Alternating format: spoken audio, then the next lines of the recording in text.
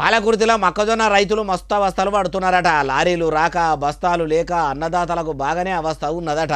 రైతన్నలకు అంతగానం రంది ఉంటే అక్కడ ఏర్పాట్లు చేయవలసిన అధికారులు ఏం కమాయి చేస్తున్నట్టు గుడ్డిగుర్రాల పండ్లు దోమ పోయిర్రా, గాడిదలు పెట్టే గుడ్డేరేదందుకు పోయిర్రా? మనమన్నా మొదలిద్దాం పాండ్రి. పాలకుర్తులున్న సాగలైలమ్మ మార్కెట్ యార్డుల మొక్కజొన్నలు తెచ్చిపోస్తే ప్రభుత్వ ఆఫీసర్లు ఎవ్వరు కూడా అటాంకల పోతలేరట. వీటిని ఎవ్వరు సక్క కొంటలేరట. మొక్కజొన్నలు తెచ్చి మార్కెట్లో పోసి పిట్టలు బుక్కకుంటా, కోతులు బుక్కకుంటా, కావలి కాసుకుంటా పిట్టకు పెట్టుకొని ఎదురు చూసినట్టు రైతులు ఎదురు చూసిన ఆఫీసర్లు ఎవ్వరు కూడా జోర సంచులు ఇస్తలేరట. నింపిన సంచులు కాంటకు పెడతలేరట. అందుకే కారు పార్టీ లీడర్ కం మాజీ ఎమ్మెల్యే కం మాజీ మంత్రి ఎర్రబెల్లి దయాకర్ రావు సార్కు ఈ ముచ్చట ఎరకయ్యి ఎదలున్న బాధంతా ఎల్లబోసుకొని ఆఫీసర్కు ఫోన్ కొట్టి ఇట్లా అనుకొచ్చిండట. ఇనుండ్రి మీరే.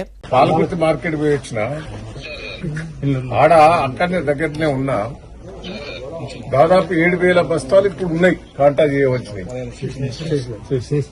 ఈయనరా ఏమంటున్నా ఇంకా మస్తుగానే అన్నాడు. మొత్తం ముచ్చటి నుండ్రి. లారీలు రోజుకు 4 లారీలే పంపిస్తారు. 4 లారీలతో అయ్యేది లేదు, పోయేది లేదు. ఇంకా 15,000 బస్తాలు వచ్చి ఉన్నాయి. ఈడ రైతులు తెచ్చిపెట్టుకుని ఇంకో 15,000 వస్తాయి. ఇంకా కూడా 15,000 బస్తాల దాకా వస్తాయట. మీరు వెంటనే జోర సంచులు తెప్పించి ఎప్పటికప్పుడు ఎంటదెంట మొక్కజొన్నలు కాంట పెట్టుకుంటా తీసుకుపోవాలి. ఇట్లా అన్నదాతల అవస్థలు పెట్టకుండాని గట్టిగానే చెప్పిండట. అయ్యా మాజీ ఎమ్మెల్యే కం మాజీ మంత్రి ఎమ్మెల్యే దయాకర్ రావు సారు, మీ కారు పార్టీ ఏలుబడిలో కూడా అన్నదాతలు ఇట్లా మార్కెట్ల మొక్కజొన్నలు పోసి మస్తు అవస్థలు పడ్డ రోజులు కూడా ఉన్నాయి. ఇప్పుడు కదా అన్నదాతల కాడికి తిరుగుకుంటా వాళ్ళ బాధలు అరుచుకున్నట్టే మీ ఏలుబడులు ఉన్నప్పుడు కూడా ఇట్లనే అరుచుకుంటే ఇప్పుడు ఎమ్మెల్యేగా ఆయన గెలిచేటోళ్ళు కదా. అట్లా చేయనందుకే పాలకుర్తిలో యశస్విని మేడం ఎన్నుకున్నారు కదా అంటుర్రు ఈ ముచ్చటిన్నోళ్ళు.